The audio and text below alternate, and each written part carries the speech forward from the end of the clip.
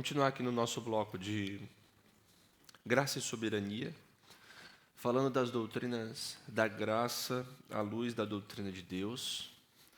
As doutrinas da graça é um outro nome para se referir aos 5 pontos do calvinismo, ao calvinismo, à doutrina reformada da salvação, como você assim quiser, e nós estamos investigando esse tema à luz de quem Deus é, à luz dos atributos do Senhor. E o nosso tema de hoje é continuando o tema da semana passada, a soberania do nosso Deus e a sua eleição incondicional. Esse é o nosso tema, e nós vamos continuar trabalhando isso à luz da palavra de Deus. Nossos textos, eu gostaria que as mulheres repetissem o primeiro de Jonas e os homens repetissem o segundo. Vamos lá? Ao Senhor pertence a salvação. Jonas 2:9. Vamos lá, homens? Esta palavra é fiel e digna de toda aceitação, que Cristo Jesus veio ao mundo para salvar os pecadores, dos quais eu sou o principal. Assim, ao Rei eterno, imortal, invisível, Deus único, honra e glória para todos sempre. Amém. Amém. Os textos que dão o tema, o foco dos blocos, são sempre relacionados aos temas que nós estamos estudando. E para esse bloco eu escolhi esses dois. Um que fala sobre a soberania de Deus na salvação, mais especificamente o outro sobre a graça de Deus na salvação de pecadores, mais especificamente. Medite nesses textos, leia eles durante a semana, vai ser importante para o nosso avanço na nossa BD. Deixa eu repetir algumas coisas aqui que eu falei na semana passada, de forma breve. Nós estamos tratando do tema da eleição incondicional. Um dos 5 pontos, uma das doutrinas da graça. Nós estamos querendo fazer isso à luz da doutrina de Deus. Na semana passada, alguns irmãos, eles vieram até mim e me fizeram algumas perguntas, principalmente usando alguns textos bíblicos. Então, hoje eu decidi fazer uma revisão, fundamentar essa revisão em alguns textos que podem ser usados como objeções, e depois a gente faz outras aplicações da doutrina. Então, basicamente, o que eu vou fazer aqui agora é uma revisão expandida do que nós tivemos na semana passada. Depois eu vou tratar de alguns textos que podem ser usados como objeções, mas, na verdade, não são objeções, porque isso não é a palavra de Deus, né? E a palavra de Deus não pode se contradizer. E depois nós falamos sobre algumas aplicações. Irmãos, na semana passada, eu disse que um grupo teológico, chamado arminianos, eles fizeram um movimento que foi a remonstrância, lá na Holanda, do século XVII, e eles fizeram esse movimento, que é chamado de remonstrância, para afirmar as suas doutrinas, e uma delas era a eleição condicional. A eleição condicional, os irmãos se lembram do que se trata?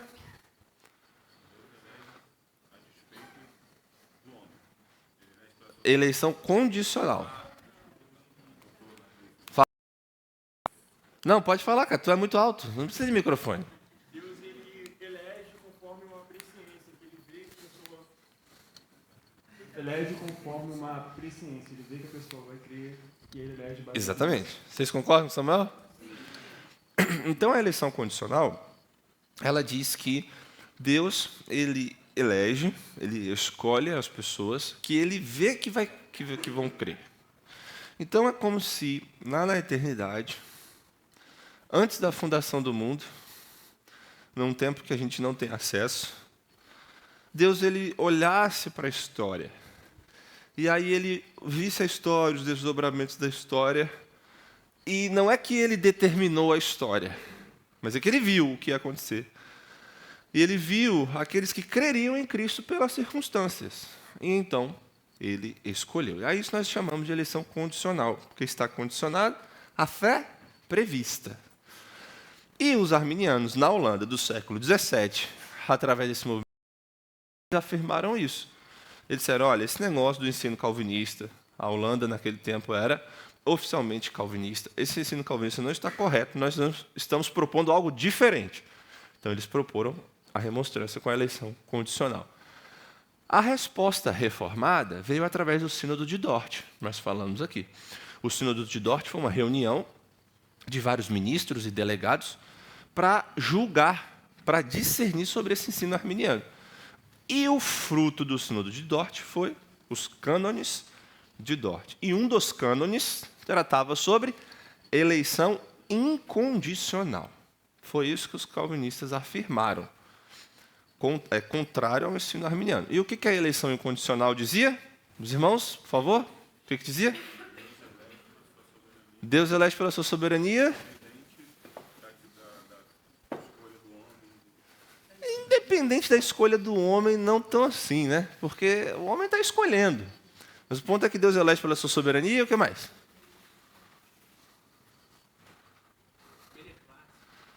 Pelo seu beneplácito, o que mais? Que isso? A voz do profeta Moisés, que subiu no monte. Isso, Deus elege pela sua soberania e não existe nada no homem que faça Deus escolher. Na verdade, Deus faz isso, escolhe, porque Deus quer. Então, é como se Deus, na eternidade, antes da fundação do mundo, ele olhasse para a história e ele visse todas as pessoas condenadas. Porque é isso que nós estávamos, né? A Bíblia diz que o ser humano ele está morto em seus delitos e pecados. A Bíblia diz que nós somos um grande vale de ossos secos. E nós somos porque nós queremos ser assim. Nós fugimos do Senhor, demos as costas para Deus e então nós morremos. É isso que a Bíblia diz. Então Deus olhou e falou assim, se eu não tocar na vida das pessoas, elas nunca podem ser salvas. Então eu vou fazer isso. Então Deus vai lá e escolheu. Escolheu dentro da história, chamar uns. Pela sua graça, somente pela sua graça. Sem ter nada neles. E também sem ter nenhuma placa na testa deles, né? Porque você olha aqui e você não vê o eleito, não eleito. Na verdade, o que nós vemos é a resposta da pessoa ao Evangelho. Por isso que nós pregamos para todos. E todos podem vir. Então, se você olhasse para um Paulo da vida, provavelmente você diria, esse aí não tem salvação, não. Esse aí está totalmente condenado. Vamos dizer que você está lá, né, naquela época, você tem uma chance lá de viver no primeiro século, e você olha para Paulo e fala, esse aí, o cara mata cristão, o cara aprova a morte de outros cristãos, persegue a igreja, luta contra o nome de Jesus, e esse aí não tem jeito. Mas, como estou falando, na cabeça, na testa, não está escrito eleito, não eleito. A pregação do Evangelho é para todos. E Paulo vai lá e se converteu. Talvez outro que é mais amigável. Que fala, não, me conta aí sobre a sua igreja, me conta aí sobre esse negócio aí de Bíblia. A pessoa está lá, amigável, faz umas perguntas, fala, eu estou querendo até receber aqui, fazer um culto doméstico na minha casa, quer vir aqui falar, mas que depois não se compromete com o Senhor. Talvez que foi mais amigável, o coração fica endurecido até o final e não venha a Cristo. Talvez não, talvez venha. O ponto é, nós não sabemos. Nós não sabemos. O Senhor sabe. Nosso papel é pregar o Evangelho. E aqueles que vêm até o Senhor são tocados pela graça do Senhor. É isso que nós dizemos. E nós falamos também, né, irmãos, que existem aspectos de soberania e graça nesse processo. Soberania de Deus, em que Deus, pela sua vontade, como nós já dissemos aqui, sem levar em consideração características pessoais, cultura, passado, personalidade, Deus, ele vai e ele escolhe conforme ele quer, conforme a sua vontade. E existe graça, porque nós não merecemos nada disso. Ninguém merece nada disso. Ninguém merece o céu.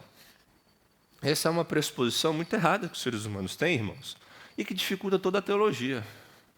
Você não pode se aproximar da teologia achando que você merece alguma coisa, entendeu? Porque, na verdade, você não merece nada. Mas você não pode se aproximar da teologia achando que você deve ganhar algo. Você não pode se aproximar de Deus achando que Deus te deve alguma coisa.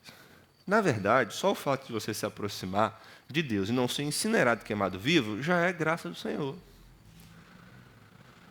Então, a graça do Senhor nos alcança não só no fato de que nós podemos nos aproximar de Deus, mas no fato também de que nós somos beneficiados por Deus. Sem merecer nada. Sem nenhuma condição, nada, não poderia levantar nada.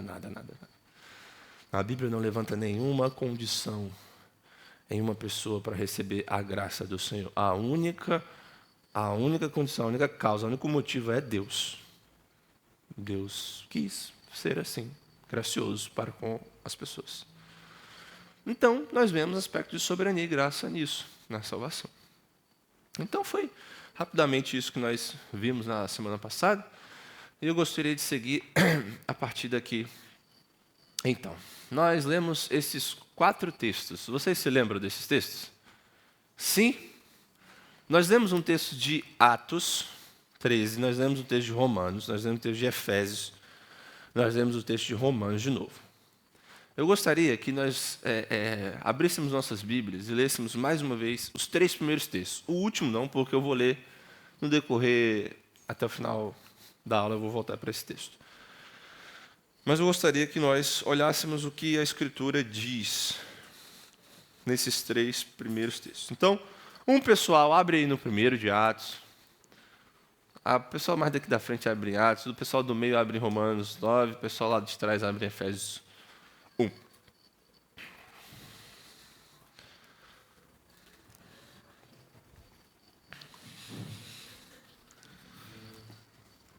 Rapidinho, deixa eu só falar uma coisa. Irmãos, o que eu quero aqui agora com vocês, olhando esses textos, é o seguinte. A gente não está inventando uma doutrina ou pegando algo nosso e colocando na Bíblia. Nós estamos lidando com o que a Bíblia diz, esse é o ponto. Então, quando a gente fala de eleição na Bíblia, nós estamos falando de uma doutrina, nós estamos falando de uma realidade que a Bíblia já levanta. Então, você pode virar para mim e falar assim, Pastor Jonathan, eu não concordo com isso. Aí eu vou dizer, argumente. Mas você não pode dizer que isso não existe. Porque está aí. Está aí no texto. Então, o nosso esforço funciona. Porque está no texto. O que nós temos na história da teologia a respeito da eleição, então, não é que uns afirmam a eleição e outros não afirmam. Todos afirmam, porque está no texto. A questão é como funciona. E é aí que difere do problema. Na semana passada, uma irmã da igreja veio falar comigo, falando assim, pastor, mas eu tenho falado com pessoas que acham que isso não existe. Aí eu digo assim, então, essa só é uma possibilidade para quem não está considerando o texto bíblico. Porque se você estiver considerando o texto bíblico, a eleição está aí. Então, a nossa pergunta não é se existe, a nossa pergunta é como funciona. E é por isso que nós estamos tendo essa aula. Então, a gente tem que olhar para o texto bíblico e lidar com as categorias que o texto bíblico nos traz. E muitas vezes, na nossa apologética, a gente vai precisar colocar isso diante das pessoas, na nossa defesa da fé. A gente não tem que ficar só respondendo perguntas na nossa apologética. No sentido que a pessoa sempre vem com um caminhão de perguntas, espera sobre você e você fica, tá bom, então, não é assim que funciona. Muitas vezes você vai ter que devolver perguntas para a pessoa. Muitas vezes você vai ter que devolver dilemas para a pessoa e deixar com que ela lide com o dilema. No caso da eleição, de alguém que não considera a eleição, é devolver o texto bíblico para a pessoa. Tá bom, então explica esse texto aqui. Porque, como nós estamos dizendo, a realidade está aí, nós estamos considerando como ela funciona. Vamos ver? Atos 13, 48. Os gentios, ouvindo isto, se alegravam e glorificavam a palavra do Senhor, e creram todos os que haviam sido destinados para a vida eterna. Em algumas versões destinados e outras eleitos. Mas a realidade está aí. Romanos 9, 6 a 18. Quem pegou? Rodrigo, vai lá. E não pensemos que a palavra de Deus falhou, porque nem todos os de Israel são, de fato, israelitas. Nem por serem descendentes de Abraão são todos filhos. Pelo contrário, por meio de Isaque será chamada a sua descendência. Isto é, não são os filhos da carne que são filhos de Deus, mas os filhos da promessa que são contados como descendência. Porque a palavra da promessa é esta: por esse tempo voltarei, Sara terá um filho. E isto não aconteceu somente com ela, mas também com Rebeca, ao conceber de um só, de Isaque, nosso pai. E os gêmeos ainda não eram nascidos, nem tinham feito mal ou bem, para que o propósito de Deus quanto à eleição prevalecesse, não por obras, mas por aquele que chama. Quando foi dito a Rebeca, O mais velho será servo do mais moço. Como está escrito: amei Jacó, porém desprezei Esaú. Que diremos então? Que Deus é injusto? De modo nenhum. Pois ele diz a Moisés: terei misericórdia de quem eu tiver misericórdia, e terei compaixão de quem eu tiver compaixão. Assim, pois, isto não depende de quem quer ou de quem corre, mas de Deus que tem misericórdia. Porque a Escritura diz a Faraó: foi para isto mesmo que eu o levantei, para mostrar em você o meu poder e para que o meu nome seja anunciado em toda a terra. Logo, Deus tem misericórdia de quem quer e também endurece a quem Ele quer. E Efésios 1, 3, 6, 11 e 12. Bendito seja o Deus e Pai de nosso Senhor Jesus Cristo, que nos abençoou com todas as bênçãos espirituais nas regiões celestiais em Cristo. Antes da fundação do mundo, Deus nos escolheu nele para sermos santos e irrepreensíveis diante dele. Em amor, nos predestinou para ele, para sermos adotados como seus filhos, por meio de Jesus Cristo, segundo o propósito de sua vontade, para louvor da glória de sua graça, que ele nos concedeu gratuitamente no amado.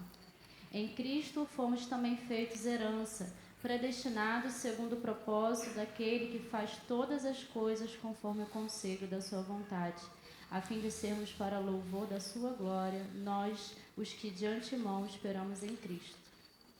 Amém. Então, textos bíblicos que nós lemos semana passada, eu gostaria que a gente reafirmasse eles aqui. E outras passagens da Escritura mais que nós não lemos, mas que trata desse tema. E como eu disse na semana passada, irmãos, tem acima da doutrina da eleição, da doutrina da predestinação com o pé atrás. Tem muita gente que se aproxima dessas doutrinas meio que odiando esse papo, essas coisas, o jeito de falar. E eu disse assim, parece que essas pessoas não consideram a Escritura. Parece que essas pessoas não estão lendo bem a Escritura, submetendo ao ensino dela. Porque essas realidades todas estão ali. E é algo muito interessante, quando nós observamos por essa ótica, que nós aprendemos algo sobre cosmovisão aqui também. Em qual sentido? Que muitas vezes as pessoas vão se aproximar da Escritura já com um compromisso afirmado no coração. Compromisso prévio. E esse compromisso prévio molda o jeito que ela enxerga a própria Escritura. Então você vai ver, e isso acontece, infelizmente, muito crente por aí falando: esse negócio de eleição, eu não creio nisso não. Negócio de predestinação, eu não creio nisso não. Por quê esse negócio está aí na Escritura? Porque muitas vezes já chegou com as pressuposições firmadas no coração. Do tipo, eu estou fechado para isso e nada do que você vai me dizer muda o meu coração. Só que nós estamos aprendendo que o fazer teologia é o render o coração à palavra de Deus, aquilo que Deus está dizendo. Dobrar o coração àquilo que o Senhor está dizendo. E como isso é importante? Parece algo muito simples, mas é nas coisas mais simples, talvez, que nós vemos aquilo que é mais difícil de fazer. É render o coração para a Escritura. É deixar o Senhor falar, é deixar o Senhor ser Deus, como Ele é. E nesse caso nós também observamos isso. Então, para alguns, a doutrina da eleição é a razão de que pessoas estão no inferno. Está vendo? Por isso, Deus escolheu, botou pessoas no inferno. Nós vimos que não é isso de que se trata a eleição. Na verdade, se você considera a depravação total do homem, a eleição é a causa das pessoas estarem no céu. A causa das pessoas estarem no céu é o fato que Deus agiu graciosamente com elas. Esse é o sentido. E é nesse tema que nós vimos essa frase também do Spurgeon. Creio na doutrina da eleição porque eu estou certo de que, se Deus não me tivesse escolhido, eu nunca o teria escolhido.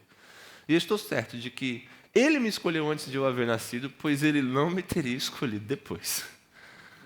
É uma perspicácia muito grande, né? Que o Spurgeon trata aqui. Ele fala assim, eu sou muito ruim. Então, se Deus não tivesse me escolhido, eu não teria ido. E Ele tem que me escolher antes de eu nascer, porque se fosse depois também, Ele não teria me escolhido. Por isso que eu coloquei essa frase aqui. Então, sempre quando nós falarmos sobre esse tema da eleição, o ponto não é, ela existe? É claro que ela existe, está na Bíblia. Mas como ela funciona? E aí eu trouxe esses três panoramas. O primeiro, esses três que são os mais comuns. O primeiro é sobre a eleição merecida. As pessoas explicam a eleição, a escolha de Deus, através do merecimento. No caso, a doutrina chamada pelagianismo, ela ensina que Deus elege aqueles que, de alguma forma, têm coisas boas. Eles ainda são bons, eles não são corrompidos totalmente. E eles podem escolher Deus. Eles podem escolher Deus. O coração não foi todo tomado pelo pecado. Na verdade, Deus tem que escolher pessoas que são boas de alguma forma, que fazem coisas boas, que fazem atos bons. A eleição, então, ela se baseia de alguma forma no merecimento, na justiça pessoal de determinada pessoa.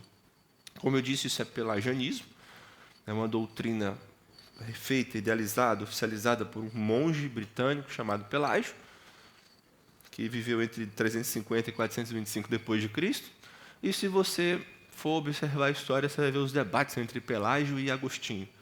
Debates intensos entre Pelágio e Agostinho. Agostinho indo pelo lado mais bíblico, né? E Pelágio indo para essa linha. E aí hoje você olha, isso é engraçado, hoje você olha a doutrina do pelagiano, a doutrina de Pelágio, e fala assim, mas meu Deus, isso é óbvio, né? Negócio fácil de lidar. Gente, mas isso gerou um problemão na igreja. Debates e mais debates, concílios para poder discorrer a respeito disso. Então não era simplesmente alguém que estava chegando e falando assim, Deus elege os bons e é isso. O cara fundamentava isso. Utilizava de filosofia, utilizava até mesmo de passagem da Escritura para poder levar o seu ensino à frente. Então não foi uma coisa boba que aconteceu, foi uma coisa que rachou a igreja ali naquele momento, né? Separando o ensino falso do ensino verdadeiro, mas que foi necessário dentro da história da igreja. Uma segunda explicação é da eleição incondicional, que é dos arminianos, como nós falamos aqui, que Deus ele elege sim os que são depravados, os que são pecadores, mas porque ele previu que eles creriam. Então ele previu que eles creriam, ele viu que eles iriam crer, e eles escolheram assim. Essa, por muito tempo, foi a doutrina que fazia muito sentido à minha cabeça. Muito sentido. Eu não precisava me digladiar, se posso usar essa expressão, com o ensino. Então, quando eu pensava na escolha eterna e soberana de Deus, e eu pensava assim, não, mas é porque Deus olhou e ele viu quem ia crer. Ele viu quem ia crer, o homem é que dá a resposta final. Então, ok, é isso, faz todo sentido. Isso fazia muito sentido para mim. Fazia muito sentido, porque faz sentido a razão natural. Faz sentido a razão natural. Você pensar que não é que Deus, antes da história, escolheu por sua graça e soberania. Não é você pensar que antes dos gêmeos terem nascido, o propósito da eleição já se concretizava em quê? Em que Deus escolheu o mais novo e não escolheu o mais velho. Você não precisa ficar desconfortável com isso. Só você pensar, não. Antes da história, Deus escolheu quem ia crer. Então, isso por muito tempo fez muito sentido para mim. Fez muito sentido para a minha cabeça. Mas não é que faz sentido para a minha cabeça que está certo, né? E com o tempo, eu tive que ir lidando com a Escritura, até que o Senhor, pela sua graça, me mostrou o ensino bíblico. O ensino bíblico. Olhando para a palavra de Deus, considerando as possibilidades, e me deparando com um ensino que eu tive que me digladiar. Eu tive que brigar para poder compreender melhor, para poder aceitar. A minha autonomia não queria aceitar, mas a palavra de Deus, né, rompeu com isso. Então, eleição incondicional, que é o que nós estamos falando aqui, que é Deus, por sua soberania e por sua graça livre, escolhe mostrar sua graça aos pecadores, com base no seu beneplácito, na sua bondade, na sua soberania. Deus não luta contra a vontade desses pecadores, a gente vai ver isso mais à frente em nossas aulas, mas Deus conquista esses pecadores, de modo que esses pecadores vão ao Senhor e falam, Senhor, vem me salva. E de modo que Deus vai lá e salva também. E é isso que nós chamamos de eleição incondicional. Foi o que nós vimos, né, na aula passada. Então, o debate, irmãos, é esse aqui. Deus elege pessoas no final das contas, a gente está tirando o pelagianismo daqui. Tá? Eu não estou considerando o pelagianismo nenhum erro aqui, mas é uma heresia. Então, o debate é: Deus elege pessoas porque elas creem em Cristo, ou Deus elege pessoas a fim de que elas creiam em Jesus? E aí a gente vai perceber que a eleição condicional ela vai falhar em alguns sentidos. Eu coloquei aqui 3. Primeiro, ela deixa de reconhecer a primazia de Deus na salvação. O fato de que a Bíblia lida com isso e de que a Bíblia fala que Deus fez isso antes da fundação do mundo, sem levar em consideração nada na personalidade dos seres humanos para escolher. Segundo, ela fala em reconhecer a extensão da nossa depravação e também a extensão da graça e da soberania de Deus. Se nós considerarmos que os seres humanos estão mortos em seus delitos e pecados, e se você considerar essa palavra morto como ela tem que ser considerada, você precisa de eleição incondicional. Porque não tem como, entendeu? Não tem como. Como é que um morto vai ter fé em Jesus? Esse é o problema que os nossos irmãos arminianos vão ter que lidar. Como é que um morto pode ter fé em Cristo? Como é que um morto pode ouvir o chamado do Evangelho? Aí você vai falar assim: pô, os irmãos arminianos não lidam com isso? Lidam. De uma forma correta? Não. Como eles lidam? Eles dizem assim: o homem está morto em seus delitos e pecados. Então, a graça preveniente de Deus tem que agir nele. O que é graça preveniente? É uma graça que vem antes da salvação. Então, a graça preveniente vem na vida desse pecador. E o que essa graça preveniente faz? Ela restaura o livre-arbítrio que foi perdido na queda. Então, o ser humano, que tinha livre-arbítrio lá em Adão e Eva, quando ele caiu em pecado, ele perdeu esse livre-arbítrio, essa liberdade de escolha. E ele é caído totalmente depravado. Isso é o que o arminiano vai dizer. Um arminiano clássico, né, que é minimamente razoável. Então, ele perdeu. Então, ele vem aqui, total depravação, perdeu o livre-arbítrio. A graça preveniente de Deus, ela vem antes e ela restaura esse livre-arbítrio. E aí ela faz o quê? Ela dá chance do cara escolher. Então, ela restaura o livre-arbítrio do homem para ele poder escolher se ele quer o caminho de salvação ou ele não quer o caminho de salvação. Se ele não quiser o caminho de salvação, ele rejeitou. Ele rejeitou a graça de Deus. Se ele quiser, ele aceitou a graça de Deus, ele é restaurado, vai viver a vida com o Senhor e aí segue daí. Nós olhamos para isso e dizemos assim: faz muito sentido, pela lógica natural. Só que onde que a Bíblia diz sobre essas coisas? Não tem. Na verdade, você está racionalizando e buscando explicações para a sua doutrina. Mas eu não consigo olhar para isso e ver isso na Bíblia. O que eu vejo na Bíblia é a graça de Deus vindo e escancarando os grilhões da morte. É a graça de Deus vindo e escancarando as barreiras do nosso coração. Mas não é lutando contra a nossa vontade que Ele faz isso, é conquistando a nossa vontade.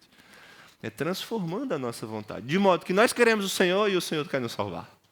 E as coisas acontecem de forma impressionante, irresistível, incondicional e soberana em Cristo Jesus. É isso que eu vejo na Escritura. É Deus pegando o pecador que não quer ser pego, limpando, transformando a vontade, transformando aquele homem, dando vida. É isso que eu vejo na Escritura. Através de suas múltiplas passagens, através de seus múltiplos exemplos de conversões. Então, a doutrina condicional, ela fala em reconhecer essa extensão da graça, essa extensão da depravação. E, por fim, é uma eleição que não salva, né? Realmente ninguém, ela só dá possibilidade. Já parou para pensar nisso? Se a eleição ela é condicional a quê? A algo em você. E se você não quiser? Lascou. Se você não quiser, lascou. Então, no final das contas, não é uma eleição que salva realmente as pessoas, mas que dá uma possibilidade. E possibilidade é um negócio tenso para pecador. Se você tivesse chance de fugir, você fugiria, entendeu? A gente é como aquele filho que você pega e fala assim: ó, você vai ficar sentado aqui, tá? Tá rindo, né, Bruno? Já está pensando no seu, né? Você vai ficar sentado aqui, tá? Ó, se você pisar o pé aqui, vai ficar ruim para você. Aí você vai às costas e vai e pisa. Então, muitas vezes, o Senhor tem que nos segurar e falar assim, você não vai sair da minha presença. E Deus não faz isso dando socos em você e colocando coisas no seu coração, o mal no seu coração, a prisão dentro do seu coração. Não, Deus faz isso transformando você. É por isso que a Bíblia diz que nada pode nos separar do quê?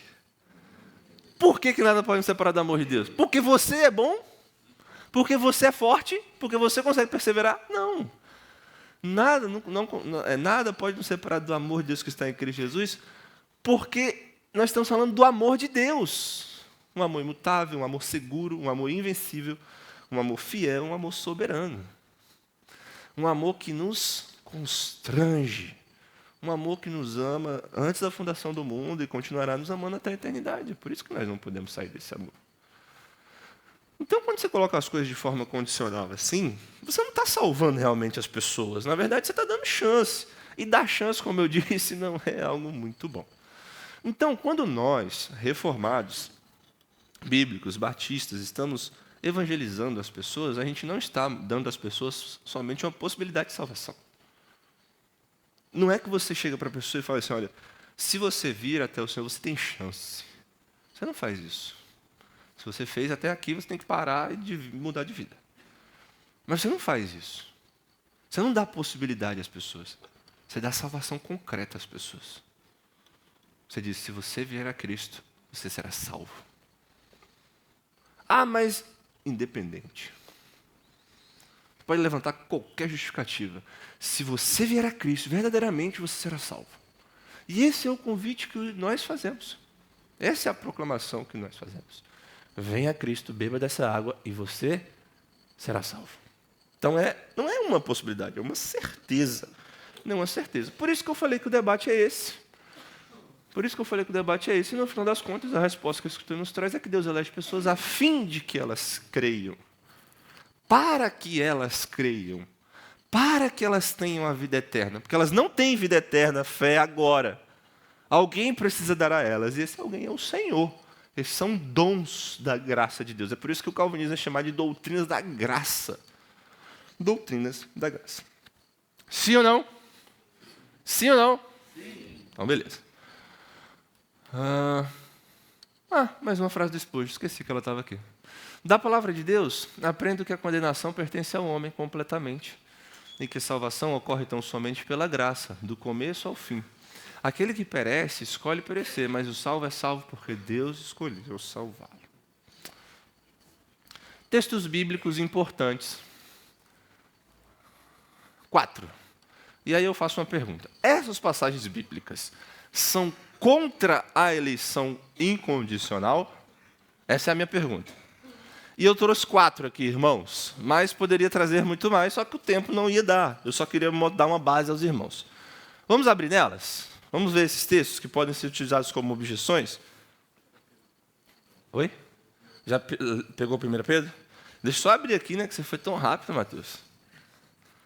Eu vou ter que falar do texto, né? Ou melhor, vou botar você para falar do texto, Matheus. Não, vocês já estão em tempo de explicar isso de cor e salteado.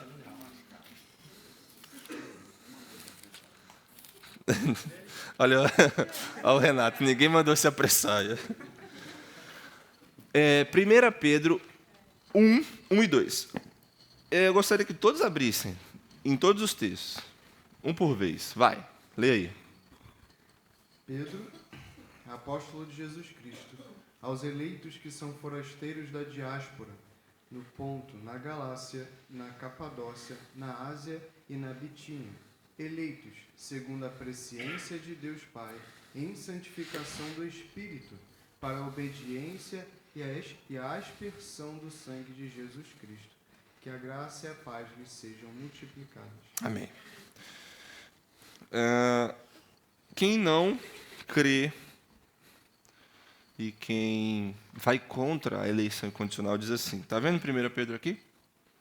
Diz que nós somos eleitos, sim, mas que nós somos eleitos segundo o quê? A presciência de Deus Pai, em santificação no Espírito e para a obediência e a aspersão do sangue de Jesus. Então, a pessoa vai dizer assim, está vendo? Está vendo o que a Bíblia diz? Nós somos eleitos segundo a presciência de Deus. O que é a presciência de Deus? É Deus ver o que vai acontecer lá na frente. É Deus ver o futuro. Então, se nós somos salvos segundo a presciência de Deus, argumenta assim. Se nós somos salvos segundo a presciência de Deus, quer dizer que Deus, que vê o futuro, viu quem ia crer e então elegeu.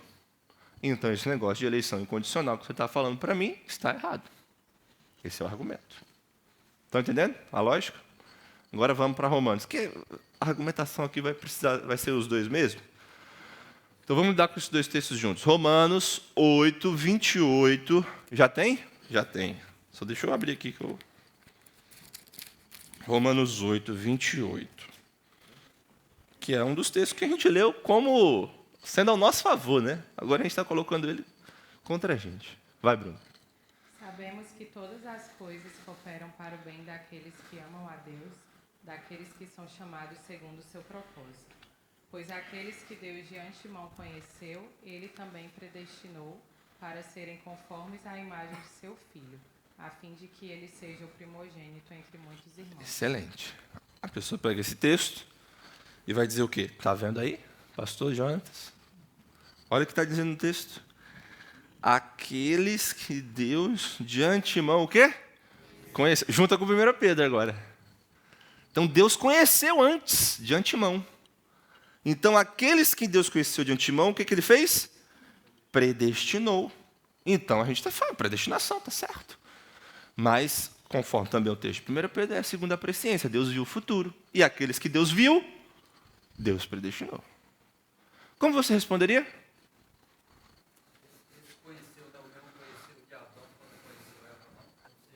É parecidíssimo, mas o que isso responde à pergunta? Deus amou de antemão e elegeu. E no de Pedro, presciência, né? Aham. O de Pedro fala presciência. Quem foi que estabeleceu o futuro? Quem determinou o futuro? Foi outro Deus, para Deus olhar o que outro Deus fez e dizer, aquele Deus lá fez e você vai se arrepender, vai me aceitar. Está rodeando o precipício da bênção, Moisés. Está rodeando, ó, tá ali. Quem determinou o futuro foi Deus. Olha só, João 15 fala aqui, não foram vocês que me escolheram, pelo contrário, eu vos escolhi a vós. Isso aí termina. Vocês estão concordando com Moisés? Sim ou não? Se vai, tá faltando uma queda, né? Tem que cair no precipício da bênção. Esse pode cair, mas você fica ali rodeando, uma hora você dá um mergulho nele, aí você pega toda a resposta. Vocês estão concordando com Moisés ou não? Sim ou não? Tem algo mais?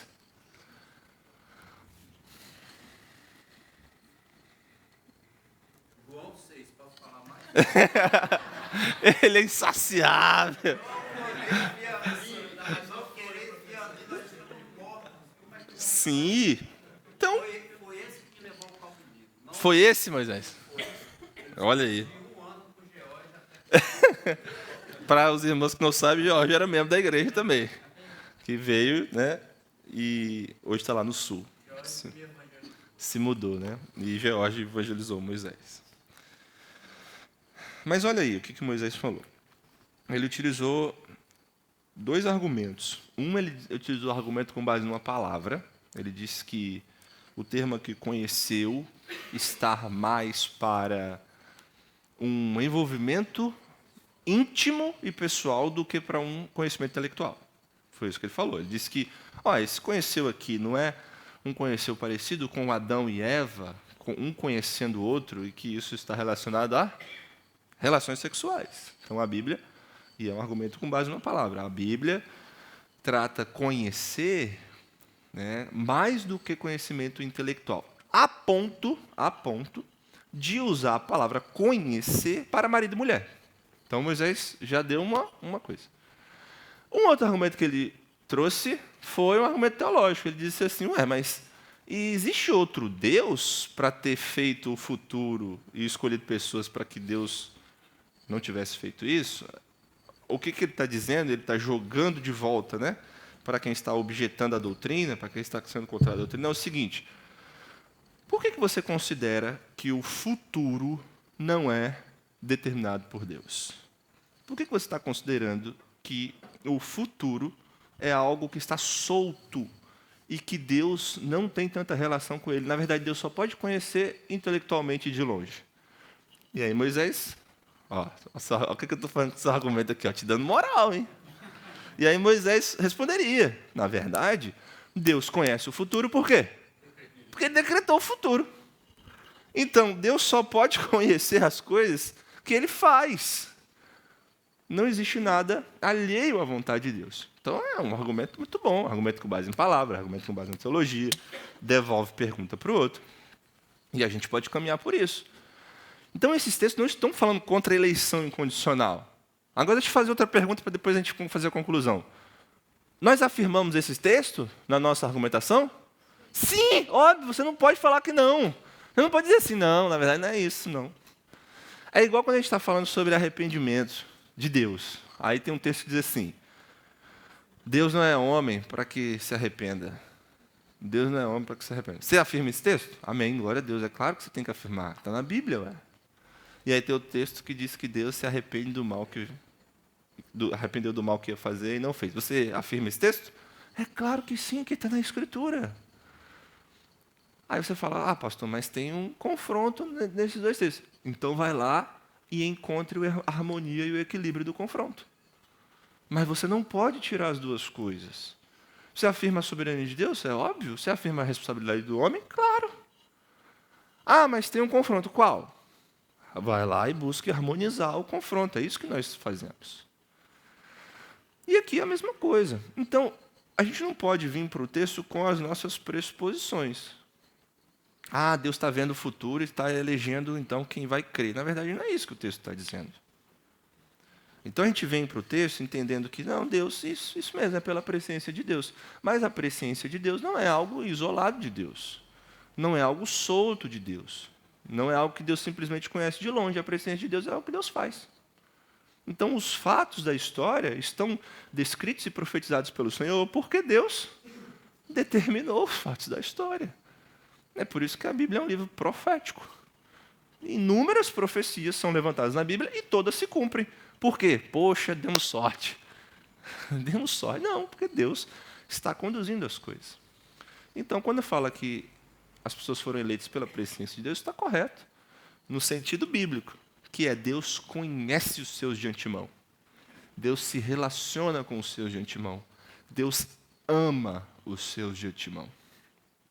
Então Ele vai e faz tudo o que Ele quer nas nossas vidas. Isso é muito mais íntimo e pessoal do que simplesmente Deus ver e fazer algo distante. Vamos avançar. 1 Timóteo 2, 3 e 4. A gente precisa ainda desses dois textos.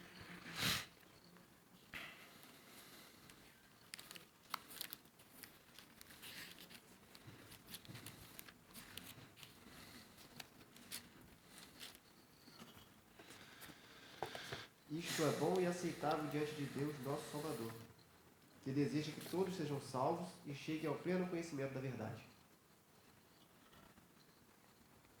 A pergunta é, se Deus quer que todos sejam salvos e cheguem ao pleno conhecimento da verdade, por que existe esse negócio de eleição aí? Essa é a pergunta. Essa é só com vocês, nem olhe para mim. Essa é a pergunta. E aí, como você responderia? Samuel, é para responder, não é para perguntar. Então, acerca desse texto específico, nos versículos anteriores, ele fala... Muito boa. Utilizou a ferramenta dos versículos anteriores. Então, Paulo fala, a Timóteo, antes de tudo peço que se façam súplicas, orações, intercessões e ações de graças em favor de todas as pessoas. Orem em favor dos reis e de todos os que exercem autoridade, para que vivamos vida mansa e tranquila com toda a piedade e respeito. Então, nesse texto específico, Paulo está falando acerca de que Deus deseja que todos, no quesito de não cada pessoa individualmente, mas todos os tipos de pessoas, até os reis e as autoridades. Muito bom. Verdade. O que mais? Alguém mais?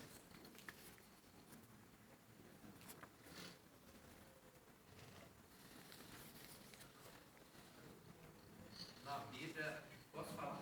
Não. Chegou. Chegou sua cota. Deixa outras pessoas.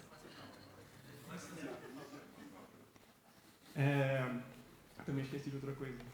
Isso é desse texto específico, mas eu também entendo, até já tive uma conversa com você a respeito disso. Ih, não me bota nesse meio não, cara. Não me bota nisso aí não, isso é coisa sua, é com você. Eu também entendo que existe a vontade preceptiva de Deus e a vontade decretiva de Deus. Então, Deus, ele deseja que todos sejam salvos no quesito preceptivo, mas nos seus decretos nem todos são salvos. E aí, isso aí já é questão da aula, já. Mas Boa. essa diferença de 2 argumentos levantados. Ó. Um argumento de contexto, em que se volta para os anteriores para ver o que o texto diz, e um argumento teológico, que discerne e abre 2 vontades em Deus. Eu não vou nem levantar o problema que esse rapaz acabou de trazer aqui para nós. Mas vamos lidar com esse texto. A Bíblia diz que Deus deseja que todos sejam salvos e cheguem ao pleno conhecimento da verdade. Quando a gente utiliza essa palavra todos na Bíblia, e aqui nesse contexto, né, a maioria das vezes a Bíblia não está falando de todas as pessoas indistintamente, mas de todos os tipos de pessoas, todas as classes de pessoas. Samuel está certo. Especialmente nesse contexto, a gente está falando de reis, todos que são investidos de autoridade, está falando dos gentios aqui. Paulo está atacando uma postura exclusivista dos falsos mestres, que subestima a evangelização dos gentios, que subestima o você pregar o evangelho para todo mundo. Então Paulo diz, olha, vocês têm que levantar mãos santas dentro da igreja, vocês têm que orar por todos os homens, porque Deus quer que todos sejam salvos. Então Paulo está atacando essa postura exclusivista e ele levanta esse argumento. Samuel também falou do argumento teológico, né? Onde que na Bíblia nós vemos o preceito. Qual é o preceito que nós temos na Bíblia? Você tem que se arrepender. Você tem que crer. Você tem que se arrepender, você tem que crer. Esse é o preceito geral, o preceito universal. Que todos se arrependam, que todos creiam. Então é isso que nós pregamos. Todos se arrependam, todos venham ao Senhor. Todos devem vir. Mas a questão é que nem todos vêm. É que nem todos são salvos. E aí a gente atribui isso ao decreto de Deus.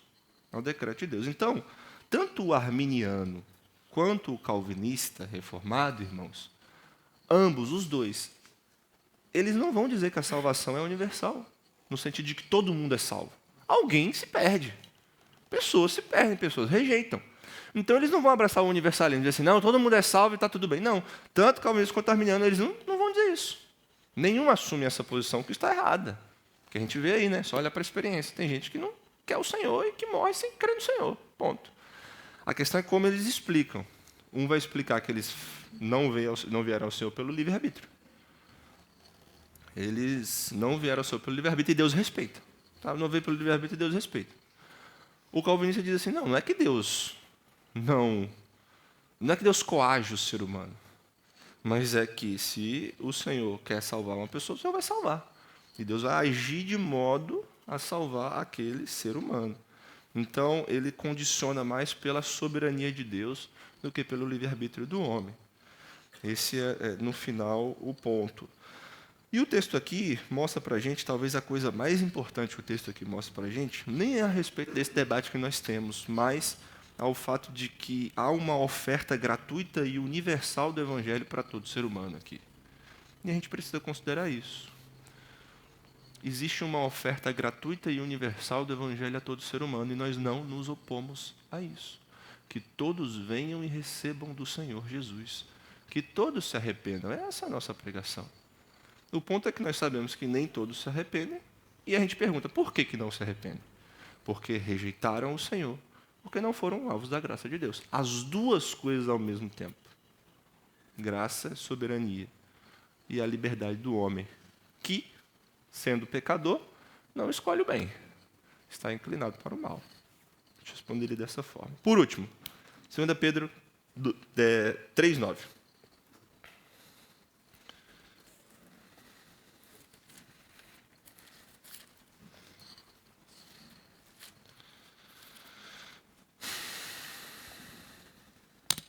O Senhor não retarda a sua promessa, ainda que alguns a julguem demorada. Pelo contrário, ele é paciente com vocês, não querendo que ninguém pereça, mas que todos cheguem ao arrependimento. Esse texto, hein, rapaz? Não querendo que ninguém pereça, mas que todos cheguem ao arrependimento. A pergunta é, mas se essa eleição é incondicional aí, Deus está escolhendo, por que ele está falando que ele não quer que ninguém pereça e que todos cheguem ao arrependimento? A gente também pode se utilizar do contexto. Pedro está falando aos amados, no verso 8. E agora ele diz assim, que vocês